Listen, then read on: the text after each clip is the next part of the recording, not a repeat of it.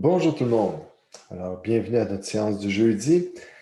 Alors, aujourd'hui, c'est une séance un peu particulière. C'est la dernière véritable séance théorique de la session, dans la mesure où c'est là que nous allons présenter le dernier élément théorique.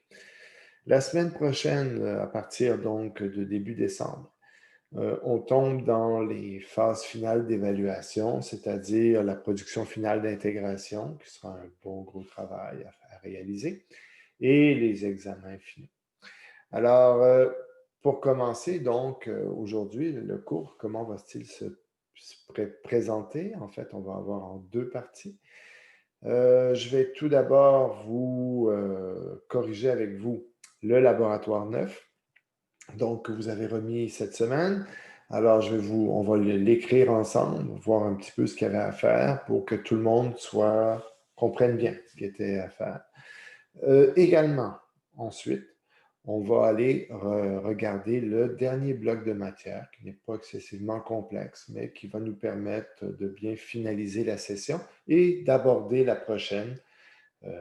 Finalement, c'est le pas vers la prochaine session qui va se faire aujourd'hui. Bon, pour le reste, écoutez, on aura également, avant de se quitter, on réglera les détails concernant le dernier mini-test, c'est-à-dire qu'aujourd'hui, vous allez avoir accès à notre dernier morceau d'évaluation. En fait, c'était le mini-test 4, qui sera finalement un genre de devoir à la maison que vous devrez remettre pour lundi. Bon. Alors, pour l'instant, donc, je vous propose d'aller ouvrir tout de suite votre Visual Studio, d'aller regarder votre code et moi, en même temps, on va coder le dernier morceau de cette PFI, de ce laboratoire. Alors, de mon côté, je suis en train de l'ouvrir. Bon, OK. Alors, je vais partager donc mon écran pour l'instant.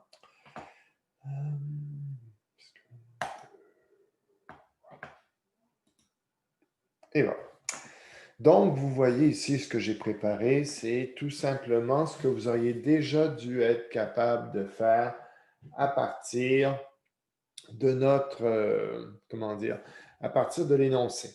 Alors, bon, il y a le main, je vais y revenir, mais c'est surtout les principales fonctions qui étaient donc demandées. Alors ici, on pouvait voir que j'étais capable de créer l'entête de la fonction, de chacune des fonctions, selon les indications de qui étaient présentes dans l'énoncé. Alors, si on parle de ces indications-là, donc, on est capable de retrouver chacune des fonctions et dans chacune de ces fonctions-là, connaître qu'est-ce qu'elle nous retournait et si elle avait des paramètres. Bon. Certaines fonctions, donc, nous ont, par exemple, lire nombre de lancers, n'avaient pas besoin de paramètres, mais avaient besoin de nous retourner quelque chose. Créer distribution nous retournait un tableau d'entier et recevait en paramètre le nombre de dés ainsi que le nombre de faces des dés. Bon.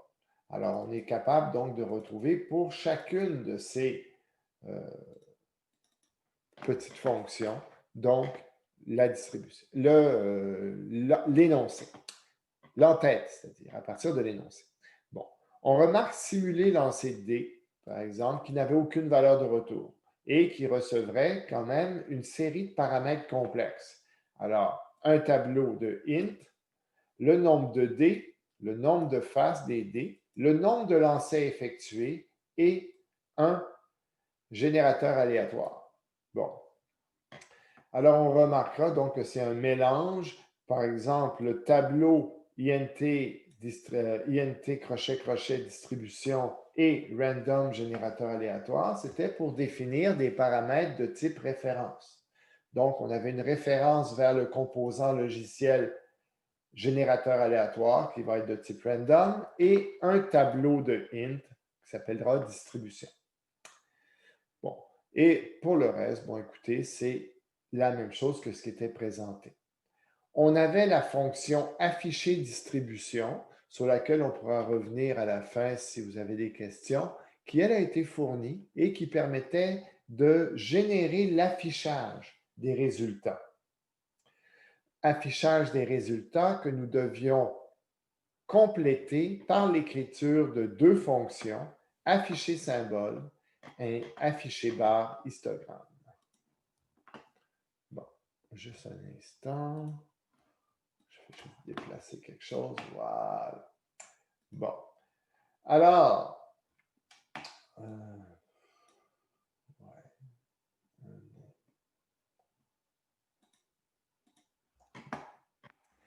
Alors, on va commencer par le commencement, le main. Le main, c'est vraiment là où on va avoir à contrôler l'exécution de notre programme. C'est vraiment le morceau principal ici. Alors, qu'est-ce que j'ai pour l'instant?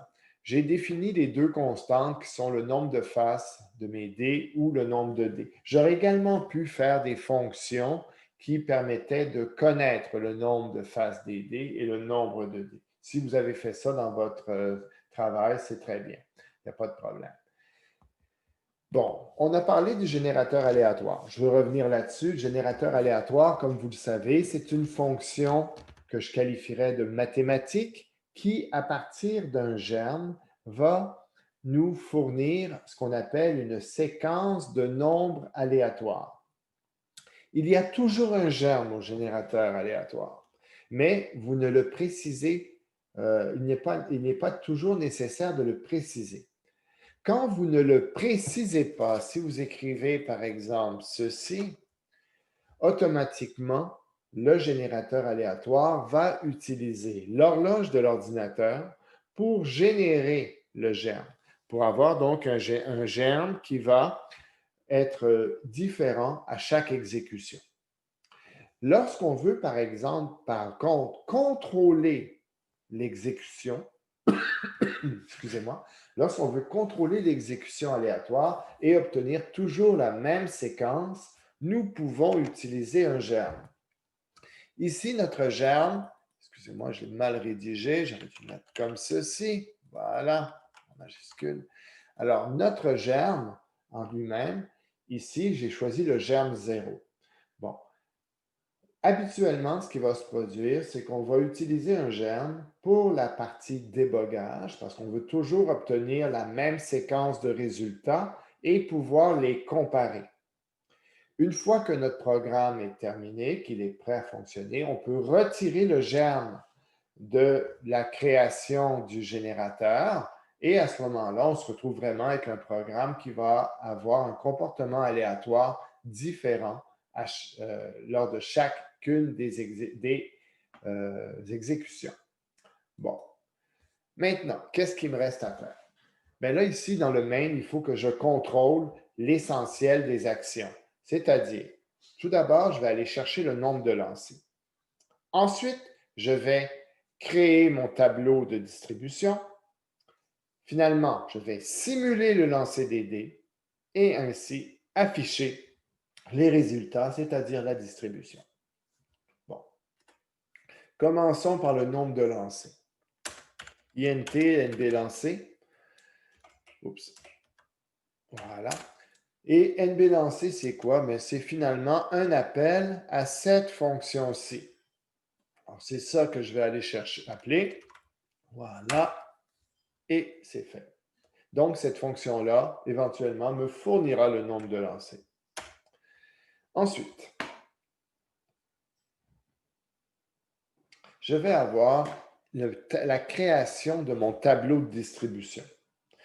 Bon, un tableau de distribution, c'est INT, crochet, crochet. Oups, excusez-moi. Et ça pour dire, ça va être un tableau qui va être déclaré. Je déclare mon tableau, distribution. Bon.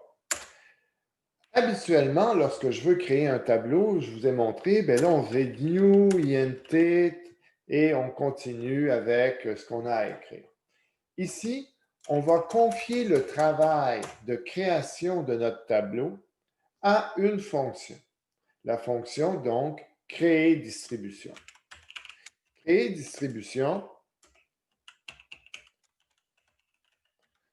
Excusez-moi, j'ai oublié de mettre mon accent ici. Voilà.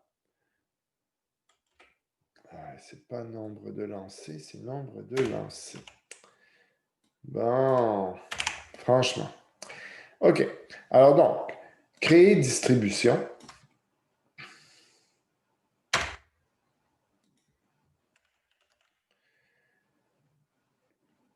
À ce moment-là, va recevoir quoi? Elle va recevoir deux paramètres pour être capable de faire son travail. C'est-à-dire le nombre de dés,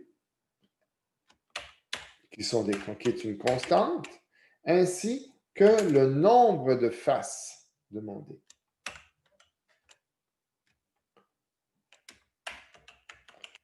Bon. Ici, vous remarquerez une chose. NB face D. Excusez-moi, je n'ai pas pris le bon. Non. Voilà. Bon. Ici, le nombre de faces d'un dé, le nombre de dés, ce sont des constantes dans ma fonction main. Par contre, quand elles vont arriver dans créer distribution, hein, on va en tant que tel dire que créer distribution, c'est le créer distribution, donc, va recevoir des paramètres. Quand ils arrivent dans créer distribution, ce ne sont plus des constantes. Parce qu'un paramètre, par définition, peut prendre des valeurs différentes. Ici, nombre de dés, nombre de faces dans la fonction, ce sont des variables ordinaires. Alors donc, oui, ce qui est envoyé, c'est la valeur d'une constante dans ce cas-ci, et ici la valeur d'une autre constante, mais ici, on envoie des constantes, mais on reçoit des variables. Bon. Alors donc, j'ai créé ma distribution. Finalement, je vais simuler le lancer des dés.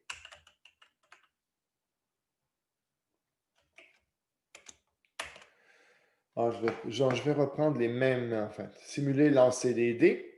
Et simuler lancer des dés, c'est une fonction void. Bon.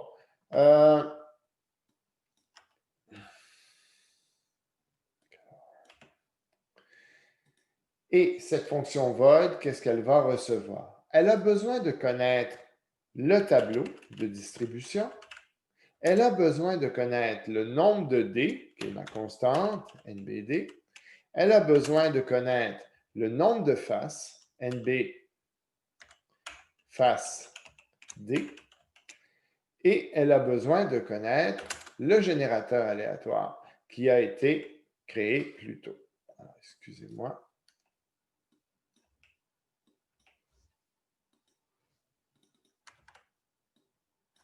Voilà. Ouais. Alors, simuler lancer des dés, simuler générateur. Bon. C'est quoi le problème?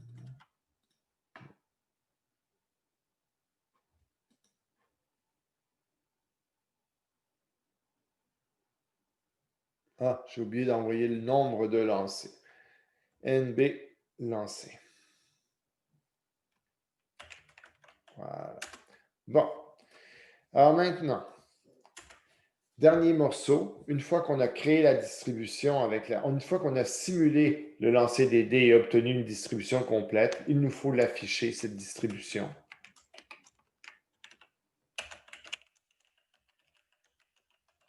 Et pour ce faire, nous allons lui envoyer également plusieurs paramètres, donc la distribution en tant que telle, le nombre de dés, le nombre de faces pour les dés et le nombre de lancers.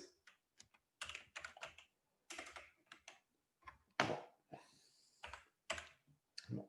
Ce qui nous permet de gérer ceci. Attendez, je vais juste corriger un petit truc qui m'agace.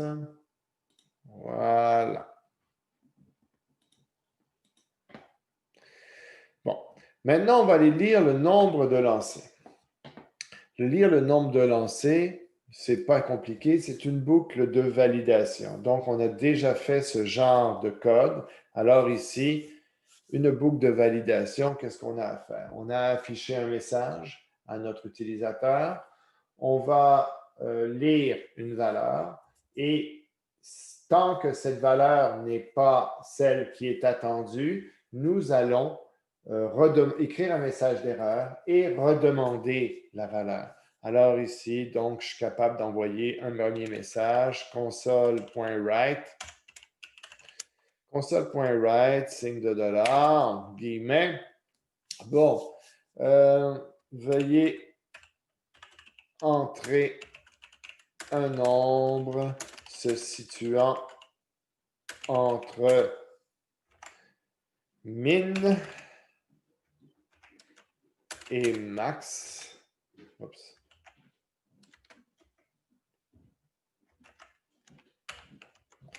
Et max. Deux points, point virgule. Et maintenant, nous pouvons redemander le nombre. Alors, console. Là, j'ai besoin d'une variable, excusez-moi. int nb lancé.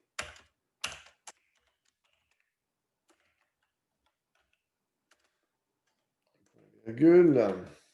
Alors là, ici, je peux arriver et dire nb lancé est égal à int.parse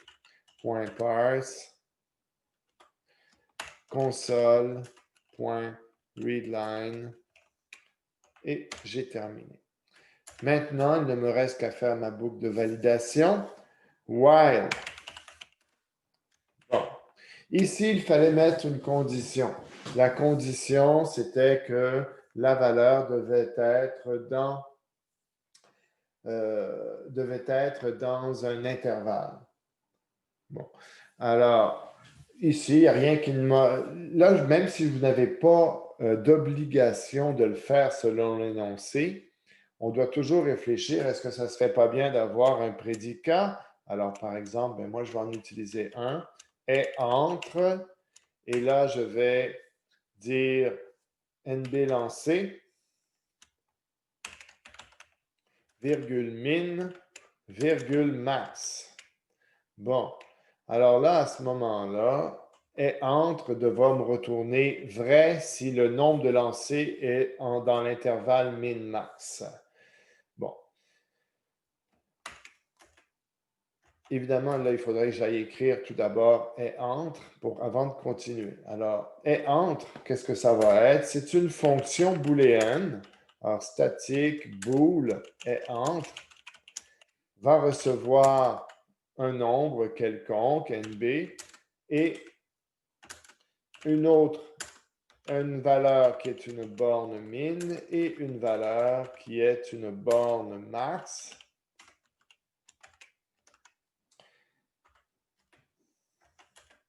Et je vais retourner tout simplement la valeur qui correspond à l'expression logique. Bon, NB est plus grand ou égal à borne min et NB plus petit ou égal à borne max.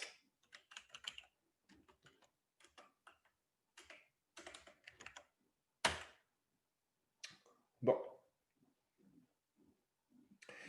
Ici maintenant, qu'est-ce que je fais si j'arrive dans la boucle? En fait, est-ce que c'est est entre qui doit être ici ou est-ce que c'est autre chose?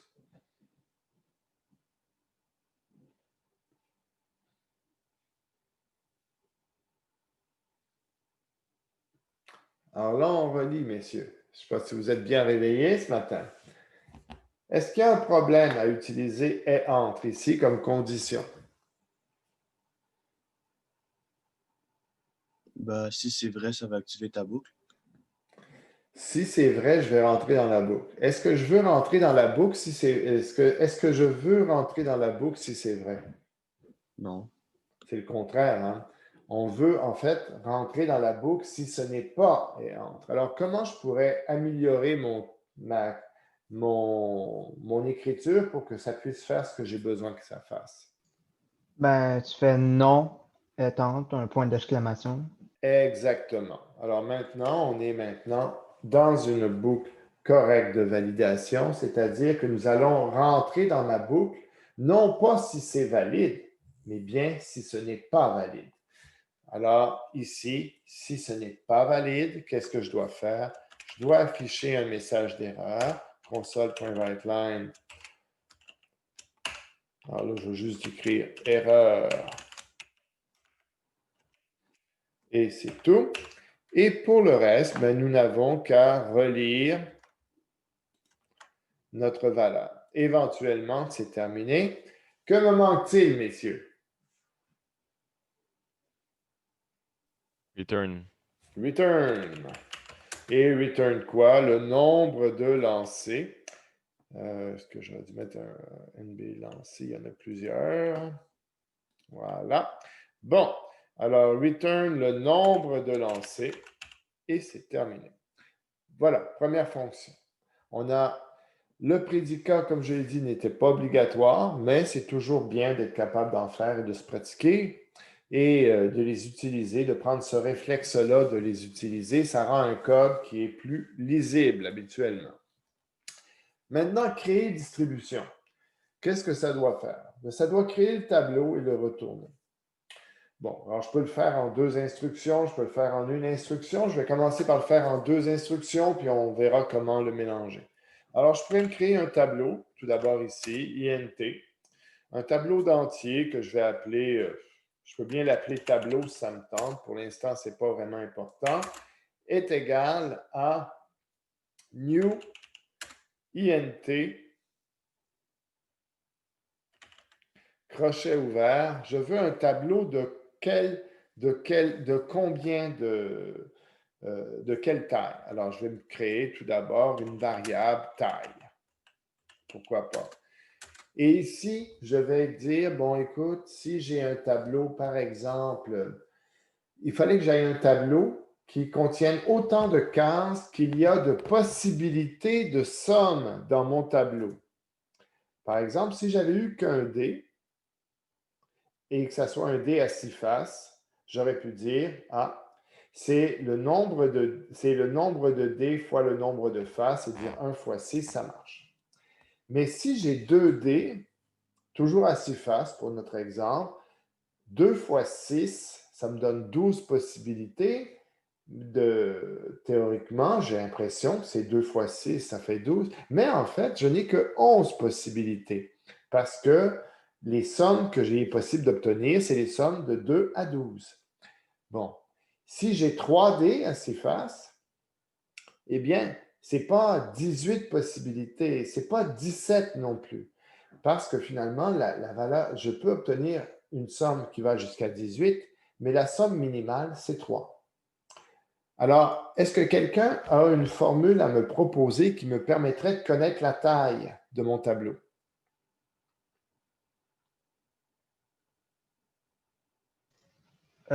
Nombre de dés fois le nombre de faces. Alors, Moins. nombre de dés, on va commencer par ça, fois, attendez, nombre de dés fois le nombre de faces. Oui. Moins le nombre de dés moins 1 entre parenthèses. Moins le nombre de dés NBD moins 1. Bon, moins 1, s'il vous plaît. Bon, moins NBD moins 1. Alors, effectivement, c'est la bonne formule, c'est-à-dire mon nombre de dés fois mon nombre de faces moins mon nombre de dés moins 1.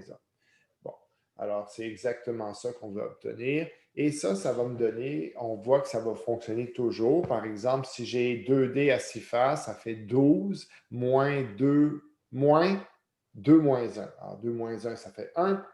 12 moins 1, 11. On a le bon nombre. 3 dés à 6 faces, ça fait 18 faces, moins la 3 moins 1. Le 3 moins 1, ça vaut 2. Alors, 18 moins 2, 16. Bon. Alors donc, on est ici, on a trouvé le bon nombre. Je n'ai qu'à faire ceci, int taille, point virgule. Bon. Et finalement, je pourrais dire return tableau. Alors là, ici, c'est évidemment la version longue de ma fonction. Je dis la version longue. Si vous m'avez mis ça, c'est correct, vous avez tous vos points. Il n'y a aucun problème. Est-ce qu'on peut l'écrire plus court? Ben oui. On peut l'écrire. Je vais reprendre ça. Ça, je vais le mettre en commentaire. On n'a plus besoin. Alors, ici, bon, on va le mettre en commentaire. Vous voyez, dans l'éditeur, il y a un petit bouton qui vous permet de mettre toute une série de lignes en commentaire d'un coup sec. Pratique. Et le bouton d'à côté permet de les enlever. Donc, si vous ne le savez pas, c'est un bon petit truc. Là, ici, qu'est-ce que je pourrais faire dans un premier temps? Bien, dans un premier temps, je pourrais me débarrasser de la variable taille. Alors, je pourrais faire ceci. Alors là, on l'écrit en 2 lignes. Donc, j'ai calculé le nombre de cases à l'intérieur par une expression. Là encore, ça peut se réduire. Ça peut se réduire à ceci.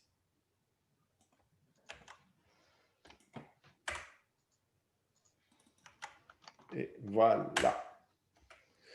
Alors, tout ça peut donc se réduire à une ligne où je retourne un nouveau tableau qui contient un certain nombre de cases qui a été calculé à l'aide d'une expression. Alors, dans tous ces cas-là, nous avons on est capable donc d'écrire d'une manière un peu concise et c'est correct de le faire. Bon, simuler lancer de dés. Simuler lancer de dés, excusez-moi, c'est que j'ai plein de notifications qu'il faut que je barre. Ça fait tellement de bruit sur mon ordinateur.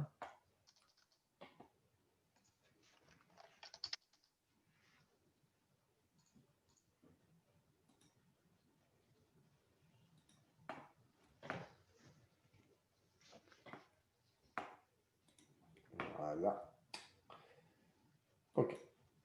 Alors donc,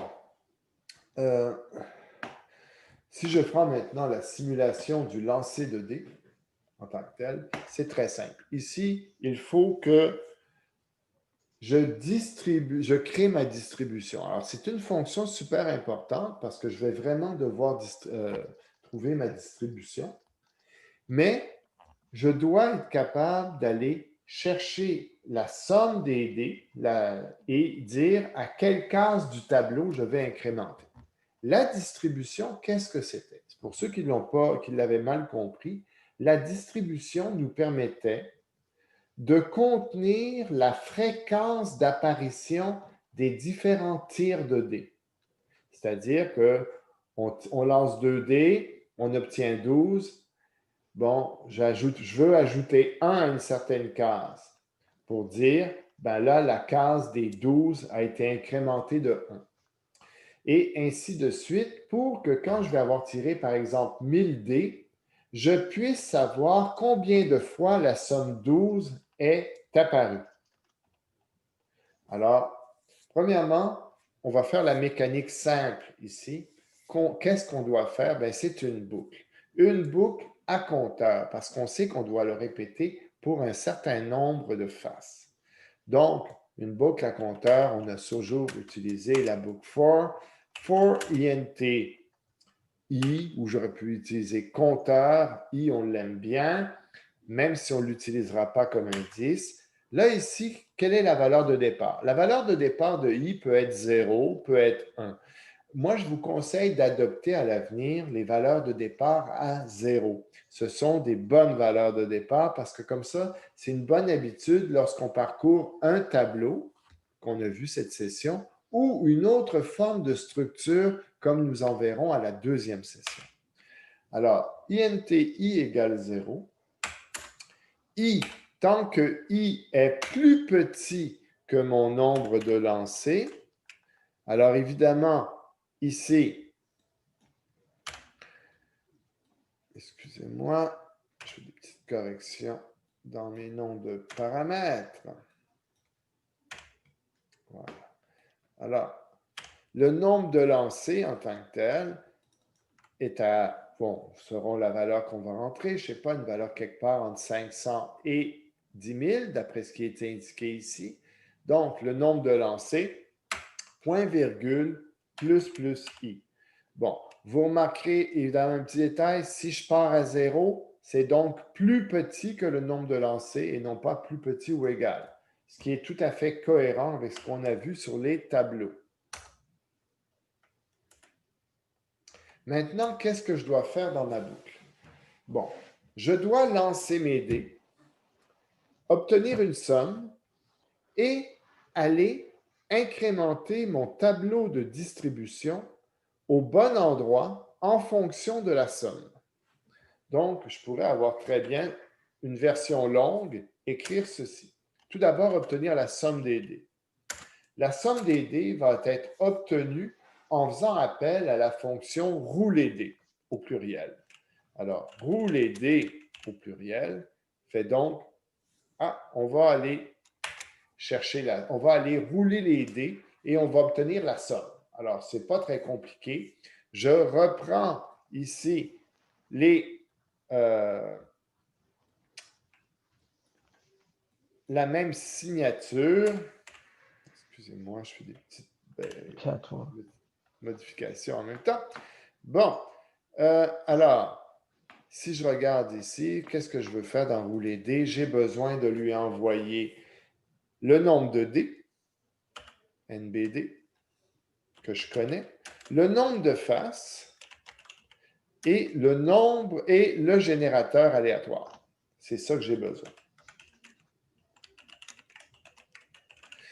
En écrivant ça. Bon. Ça, là, pour l'instant, je ne m'en préoccupe pas de rouler dés. Ce que je sais, c'est que rouler dés va s'occuper d'aller lancer les dés et de me retourner la somme. Maintenant que je connais la somme, bien là, à ce moment-là, je peux dire, OK, je vais aller incrémenter le bon endroit dans ma somme. Alors, ici, je pourrais très bien dire, je vais avoir besoin d'une variable que je vais appeler indice distribution qui va me permettre de connaître le numéro de la case qu'il faut que j'incrémente. Le numéro de la case, c'est laquelle? Bon. Alors, ici, on a dit que, par exemple, si j'ai obtenu la valeur 2, alors, je vais faire une petite démonstration, ça ne sera pas long. Donnez-moi un quart de seconde, voilà. OK. Alors ici, on fait une petite démonstration rapide. Oh my God, pourquoi il n'a pas utilisé Google Sheets? Bon, pourquoi je n'ai pas utilisé Google Sheet? Ah, ça ne me tentait pas.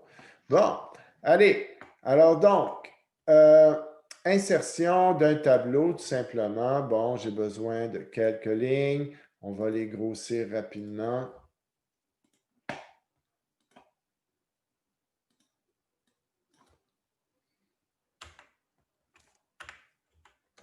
Et voilà. Et ici, bon, on va leur donner simplement une valeur rapide.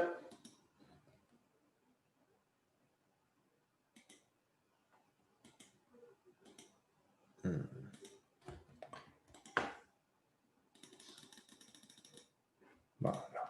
Alors, mettons que quand je vais avoir eu la somme des deux, je veux aller incrémenter ma case 0. Quand je vais avoir la somme 3, je veux incrémenter ma case 1. Quand je veux aller incrémenter la case 4, la case 2. Et je peux continuer comme ça très, très, très longtemps. Et à un moment donné, je vais obtenir la somme 12 et je vais vouloir incrémenter la case 10. Ça, ici, c'est si j'ai 2 dés à 6 faces. Bon. D'un autre côté, je pourrais avoir, par exemple, un cas où c'est plutôt ça ici, c'était donc 2 dés à 6 faces, mais mettons que j'ai 3 dés à 6 faces. Bien là, ça va être plutôt la case 3 qui va être à 0, la case 4 qui va être à 1, la case 5, enfin, pas la case 5, mais la somme 5 qui va être à 2 et ainsi de suite. Et je peux vous dire que ça va être donc la case, pour la somme 18, je vais me retrouver à la case 15. Bon, bref, ce que je suis en train de vous dire, c'est qu'en fonction de ma somme, qui représente la colonne de gauche du tableau que je vous présente, je peux aller tout simplement chercher la case qui correspond ici. Donc, d'aller chercher le numéro de ma case qui va être important. Bon, bref, l'indice. Et on est capable, je pense tous, de voir qu'il s'agit d'une opération relativement simple. Et que cette opération, ce n'est pas toujours la même chose. Par exemple, il y en a qui pourraient me dire, ah, c'est toujours la somme moins 2. Mais on remarque que quand on a un autre changement de dés, ce n'est pas le même nombre de dés, mais ce n'est pas la même opération. Là, c'est c'est moins 3 dans ce cas-là. Bon. Et je prévois que, quelque part, si j'avais 4 dés, je serais sans doute moins 4. Bon. Alors, ici, qu'est-ce que j'ai? Donc, mon indice de distribution. Je vais donc aller prendre quoi? Bien, je vais prendre tout simplement la somme que j'ai obtenue moins une valeur. Et cette valeur, bien, ce que je vous ai montré, c'est que si mon nombre de dés, c'est 2, c'est la somme moins 2. Si mon nombre de dés, c'est 3, c'est la somme moins 3. Donc, et je peux vous affirmer que si mon nombre de dés était 8, ça serait la somme moins 8. Pourquoi? Bien, parce que c'est la somme moins le nombre de dés. Une fois que je connais ça, bien, je tiens qu'à aller dans mon tableau de distribution. Mon tableau de distribution, je l'ai passé en paramètres. Je peux lui dire le tableau à la case indice distribution. Et là, je veux l'incrémenter le contenu de 1. Bon, je pourrais écrire ceci est égal à ça plus 1, mais on a vu qu'on a des moyens plus simples de le faire. On a deux moyens. On va avoir un premier, que ce n'est pas le bon moyen. Je pourrais écrire ceci. Plus égal 1. Ou tout simplement dire ceci. Plus plus. Distribution de 1. Est-ce qu'il y a des questions sur ma simulation de lancer de dés? Bon. Maintenant, est-ce qu'on est capable de l'écrire de manière plus concise? Tout à fait. J'aurais pu écrire ceci en une ligne. Et si vous l'avez fait, c'est très bien. Il n'y a aucun problème. À ce moment-là, il aurait fallu que je remplace indice distribution par rouler dés moins nombre de dés. Ça aurait donné la même chose. Mais à un moment donné, il faut penser aussi que la concision, c'est le fun, mais ça ne fait pas un programme plus rapide. Par contre, ça peut faire un programme qui peut être plus difficile à relire et plus difficile à déboguer. Bon, continuons. Donc, nous avons ici notre simulé lancer de dés qui est complété. Nous devons donc maintenant rouler les dés. Ça ici, ce n'est pas très compliqué. On doit donc répéter à plusieurs fois le rouler d'un dé.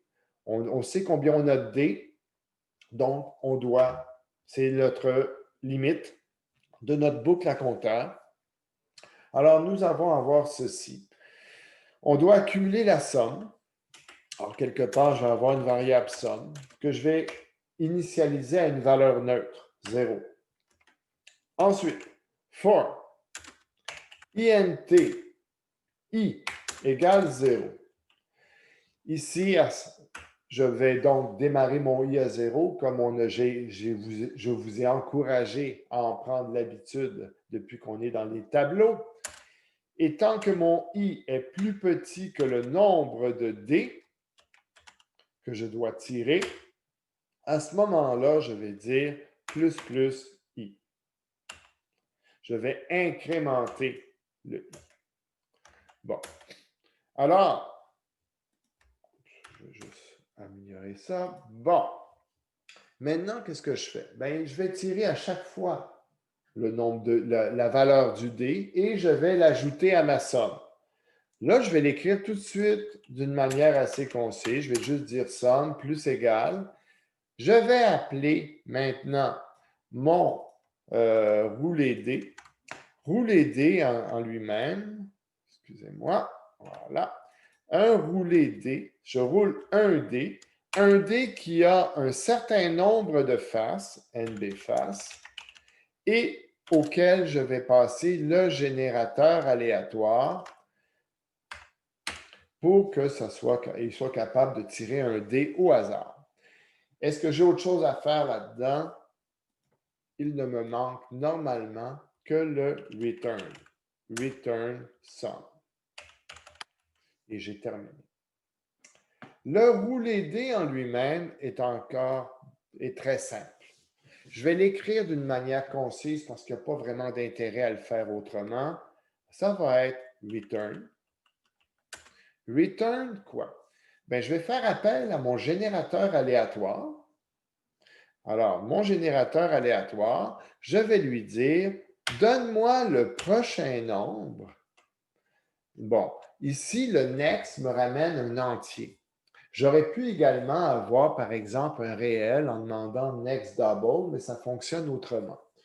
Là, ici, next, ce que ça a de particulier, c'est que ça va me permettre de ramener un nombre situé dans un intervalle fermé à gauche, ouvert à droite. Donc, ici, si j'écris, par exemple, que je veux avoir un nombre qui se situe entre 1 et, par exemple, le nombre de faces, 6, si j'écris tout simplement NB faces, bien, ça ne va pas bien marcher parce qu'il va il ne va pas inclure la valeur de NB face dans l'intervalle, il va l'exclure. Donc, on va dire plus 1.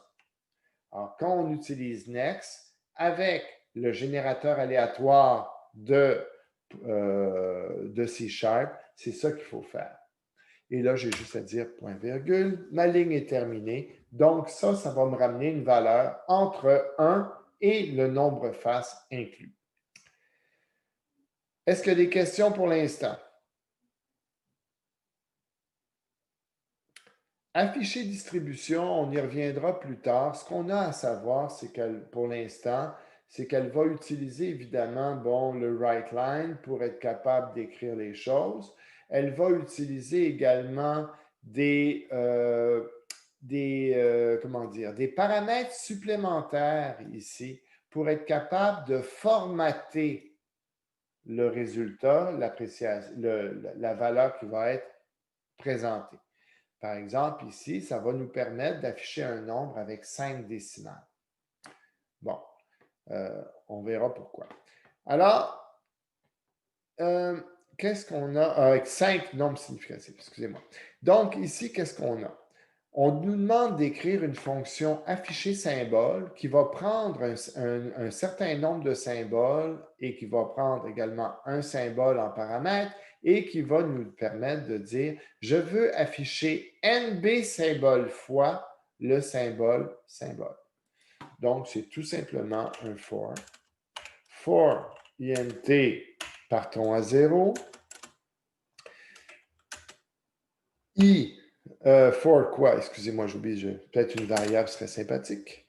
I égale 0. I, vous voyez, c'est souvent une valeur de compteur, donc on l'utilise trop souvent. I plus petit que le nombre de symboles.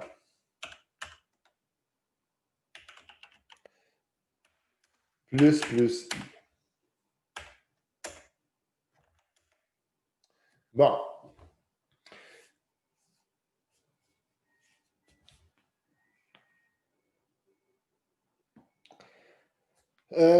Ici, qu'est-ce que je leur fais? Bien, on va simplement afficher le symbole. Donc, c'est simplement console.write.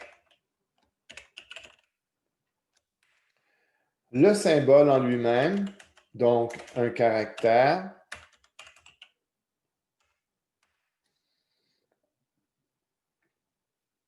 Et c'est tout. Vraiment rien d'autre à faire. Pour ce qui est d'afficher barre histogramme, ben, c'était une application de afficher symbole. La seule différence, c'est qu'il nous fallait calculer le nombre de symboles à afficher. Alors ici, ce n'était pas compliqué. C'était, bon, on pouvait aller vers une partie entière ou arrondie. Alors, on va juste s'assurer de reprendre quelque chose de tout à fait conforme à l'énoncé. Alors, quand on nous dit afficher barre histogramme, ça nous ramène donc, on nous dit permet d'afficher une barre de l'histogramme du rapport. Et ici, on va donc utiliser la proportion et le maximum. Bon, ce n'est pas excessivement complexe dans ce cas-ci, parce que finalement, tout ce qu'on a à dire, c'est qu'on a proportion qui est un double, max qui est le nombre maximum de symboles. Nous, on dit par exemple, on a proportion qui peut être, je ne sais pas moi, 3% ou 4%, et nous, on a le nombre maximum, mais on doit trouver le nombre de dièses que nous allons afficher. Alors, c'est une partie entière, donc on va convertir en INT tout simplement le résultat de l'opération proportion point max fois max. Et une fois qu'on va prendre ce résultat de calcul, nous allons afficher le caractère dièse. Bon, ici, les parenthèses qui sont là sont importantes parce que sinon, le INT s'appliquerait uniquement à la première variable. Alors, si on regarde bien, il n'y a aucune erreur de syntaxe apparente. Je peux donc régénérer la solution. Il me dit qu'il n'y a aucun problème détecté, que la régénération globale a réussi. Je peux donc tester. Alors ici, veuillez entrer un nombre se situant entre 50 et 10 000. Bon, prenons 1000. Et là, il nous dit distribution de 1000 lancés de 2D à 6 faces. Bon, alors là, on voit qu'on obtient quelque chose qui est assez attendu, une courbe tout à fait normale et qui représente bien les possibilités, les chances de profiter, de possibilités. Bon, étant donné que pour l'instant, j'ai mis un germe à 0, si je recommence cette exécution avec le même nombre de lancers, je vais obtenir précisément le même nombre de résultats. Bon, maintenant, je vais enlever le germe ici et je vais être capable de dire, voici,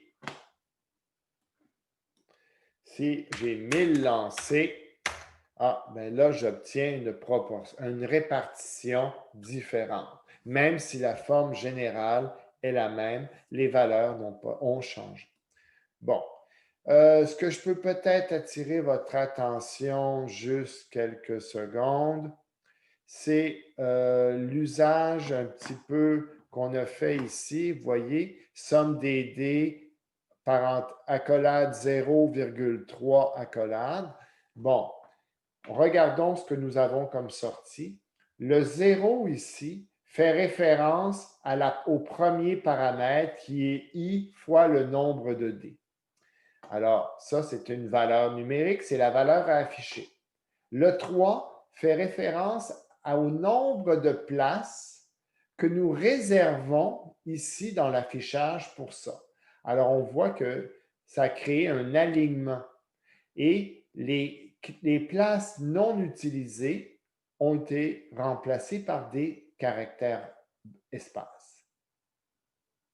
Bon, ici, c'est un peu la même chose. C'est qu'on a dit, je vais prendre le 1 et je vais, le premier paramètre, donc on avait le 0e et le premier. Alors, ce paramètre 1, c'est lui. et on lui dit, en tout, tu vas occuper 5 places. Et ça inclut la virgule, les caractères après le point et les caractères avant le point. Bon. Ça, c'est donc une façon de formater notre résultat en mode console. C'est des choses qui pourraient vous être utiles à la prochaine session. Est-ce que vous avez des questions sur ce que je viens de vous présenter? Oui, s'il vous plaît. Oui, monsieur. Somar. Merci. Euh, Est-ce que vous savez pourquoi les statistiques, c'est toujours au milieu, du genre, pourquoi il y a toujours plus au milieu que sur les côtés? Ben, en fait, oui. Ici, c'est un cas facile dans ce cas-ci, parce que c'est une distribution, l'explication est purement numérique. Alors, je vais la réafficher. Alors, mettons, je prends 10 000 cas, je le teste, voici, ça donne cela. Pourquoi? C'est parce que si tu regardes, quand tu lances 2 dés, par exemple, pour obtenir 2, c'est quoi les combinaisons qui vont te donner 2? On a Ah, ok. combien? Ah, une seule. Une seule. Ouais. Quand tu veux 3, là encore, tu en as 2. Parce que tu pourrais obtenir 1 au premier dé et 2 au deuxième, ou 2 au premier et 1 au deuxième. Donc, tu as déjà 2 fois plus de possibilités. Et regarde ici ce que ça donne. Dans le premier cas, tu n'avais qu'une seule possibilité. Tu obtiens 2,8 des tirs. Tu en as 2, tu en obtiens 5,7. Tu remarques que 2,8, c'est la moitié de 5,7 environ. Ouais. Mais c'est normal parce que tu as 2 fois plus de possibilités d'obtenir 3.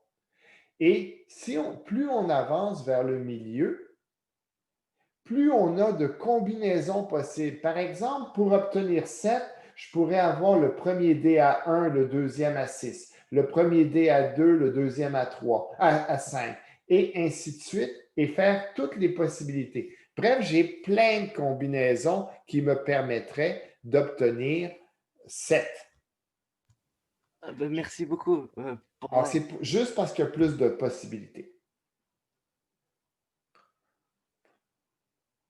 Et les autres cas, ben, vous verrez, c'est simplement de la statistique. Ça, vous verrez ça plus tard, peut-être à l'université. Bon. Est-ce qu'il y a d'autres questions?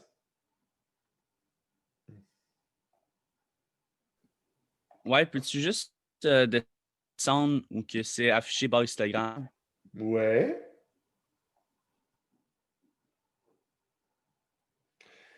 Bon.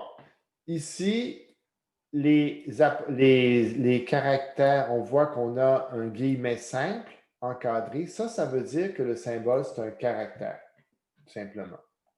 Ici. Comme on avait ici, par exemple, pour dire ça, c'est le caractère tiret. Et ici, ce qu'il fallait avoir, c'était, on avait dit, bon, la valeur entière. On aurait pu prendre un arrondi aussi, ça aurait pu être bien à ce moment-là.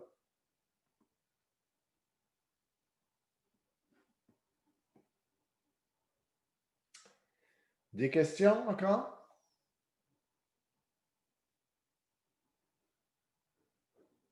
Bon. Alors, nous venons donc d'écrire le programme en lui-même. Alors, une fois, si on comprenait bien ce qu'on avait à faire, donc c'était quelque chose qui était quand même pas si moche, pas si difficile à faire, mais c'est vrai que c'était un problème plus complexe que ceux que vous avez abordés jusqu'à présent.